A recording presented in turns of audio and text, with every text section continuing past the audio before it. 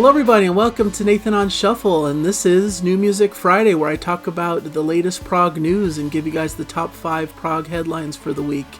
If you guys are interested in this, I do this every week, every Friday, and I'd love to have you guys on board if you want to subscribe to my channel. It's a fun community that I'm trying to build that's all into music and specifically about prog. I do all kinds of reviews of prog albums and do song listens with my wife, who's a newcomer to the prog scene, so we have a lot of fun discussing these kind of classic prog songs and doing all sorts of just fun things in shared experience with music. That's really the point here. So hopefully you guys are interested, and if you haven't subscribed yet, I would love the subscription. But for those of you who are joining me, I'll get into the news this week. So first item, the biggest news that I feel like must be covered is the passing of Alan White, the drummer of Yes. Passes away about a week ago at age 72.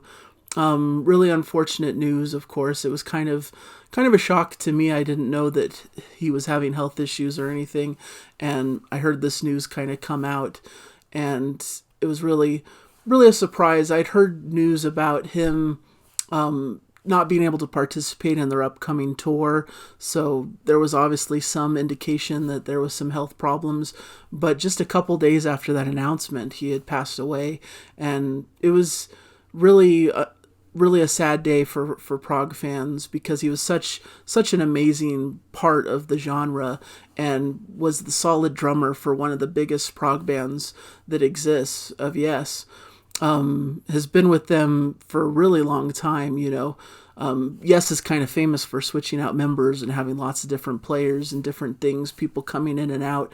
And Alan White, I felt like, was kind of one of the more solid members who'd been, since his induction into the group in about 1972, was kind of a long-standing member. You know, maybe there were little pockets and periods here and there where he may not have been participating with the group, but by and large, he's been a big part of the group ever since, starting with that from like Tales from Topographic Oceans he played on, of course, and you know, so many studio albums from that point forward.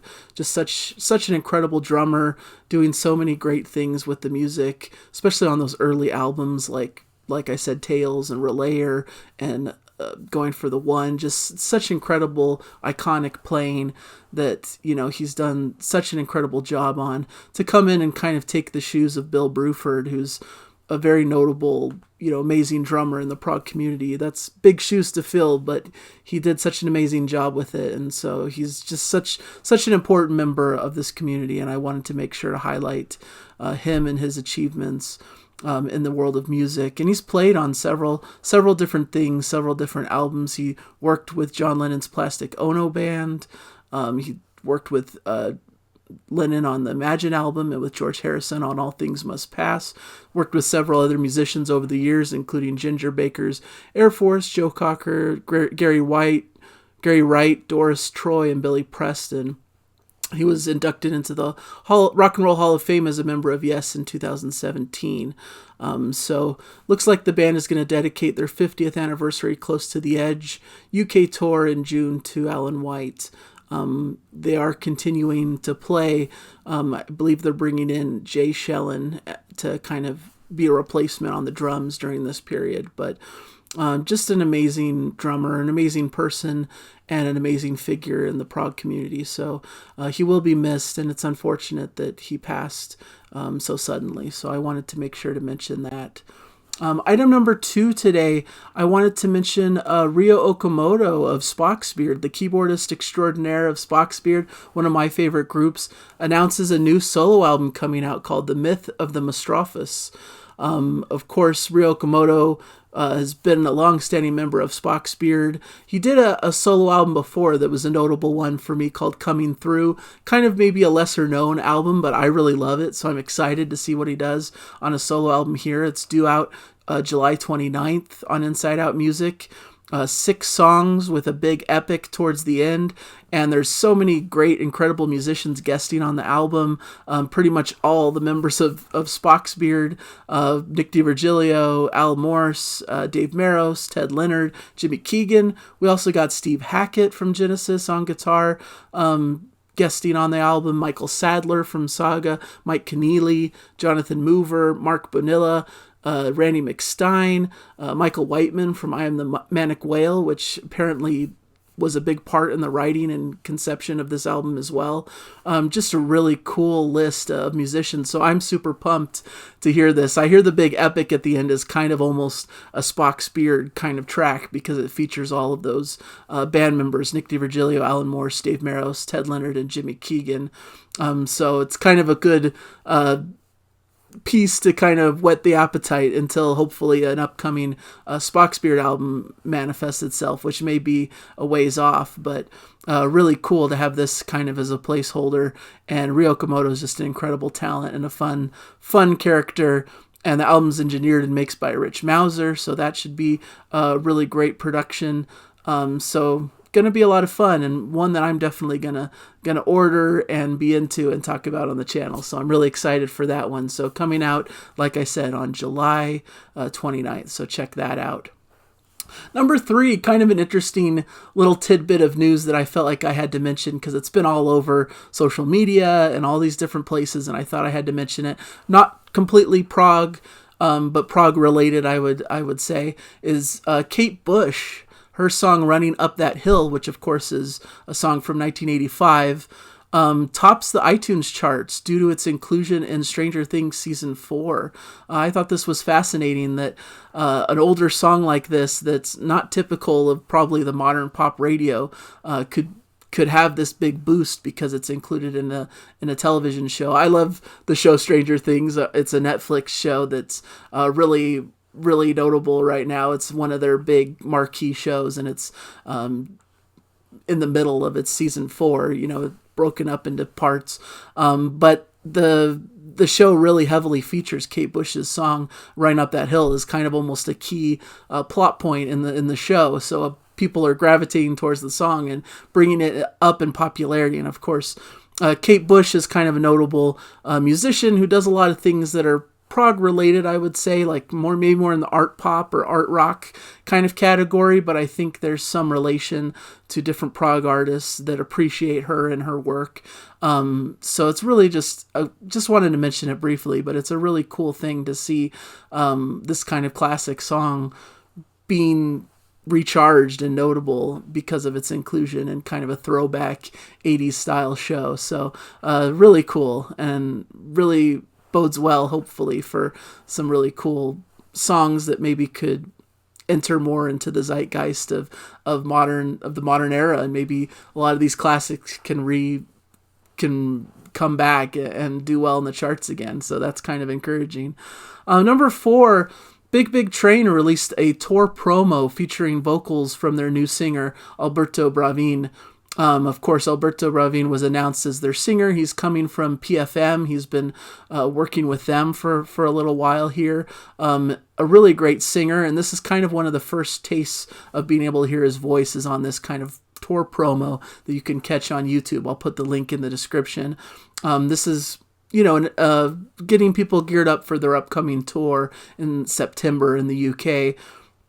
And so it sounds really good to my ears. It was kind of jarring at first hearing these songs that are typically sung by David Lungden, who unfortunately passed away, with a different singer. But I thought it made sense as I kept hearing these classic songs, because the tour promo features like classic Big Train songs, but with Alberto on the vocals. And I thought it was a cool, different kind of vibe and a little bit of a twist on it. And I kind of like that he's a different kind of singer than David Lungden. So it's not like he's imitating David and trying to do his exact style. He's doing his own style and making it his own in a way, but still paying respect and homage to the classic original. So I think that works really well. I think they did a great job in bringing in a new singer who has his own vibe and his own identity to bring in kind of a new era for the band. So it'll be interesting to see how that plays out on tour and how his voice kind of works in new material, which I believe there's going to be a new single being released around this tour. And hopefully it'll lead to another album maybe sometime next year, I would guess. So lot of cool stuff to kind of be excited for in the Big Train camp, and just to kind of see how things develop with this new singer.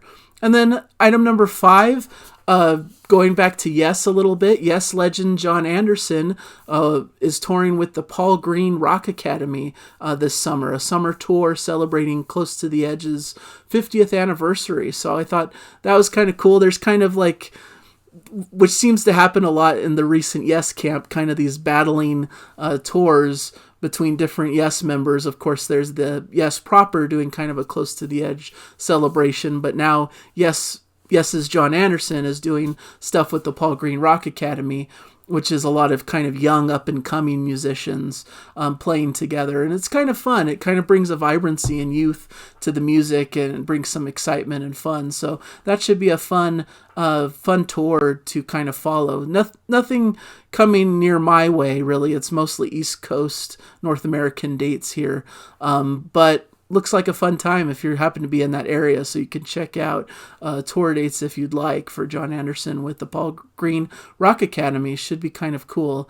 I believe he's played with them quite a bit, and so you can kind of get an idea of what to expect.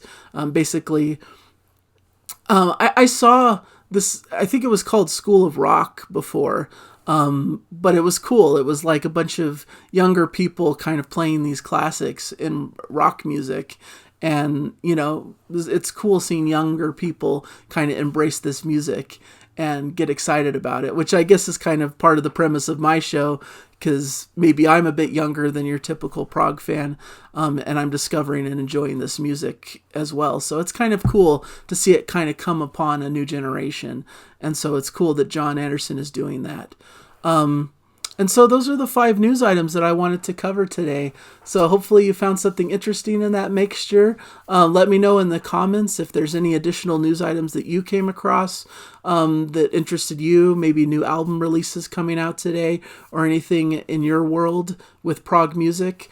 As for me, for updates for the channel, May was kind of a topsy-turvy month a little bit for me, between going on vacations and kind of making up for the vacations with overtime at work. So I haven't been able to focus on the channel as much as I would like, but I did prepare a pretty good slate of shows for May, so I think a lot of great things came out, a lot of great Jana Reacts episodes that got a lot of attention. Some concert review kind of things.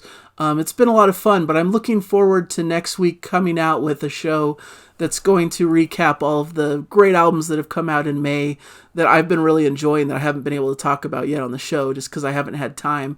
I usually call these my new music shuffle, so there's quite a bit of notable albums that I'm really excited to get into and talk about. Hopefully kind of a rapid fire kind of thing to get through a lot of different albums and recommendations.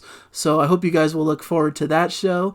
But things should be moving and progressing in pretty good fashion. I have some updates that I'm planning for the channel, just little tweaks here and there to kind of tighten up the programming schedule, and we might be kind of updating Jana Reacts slightly, not really much with our format in the video, but more with just how we describe it in the description and in the thumbnails and things like that.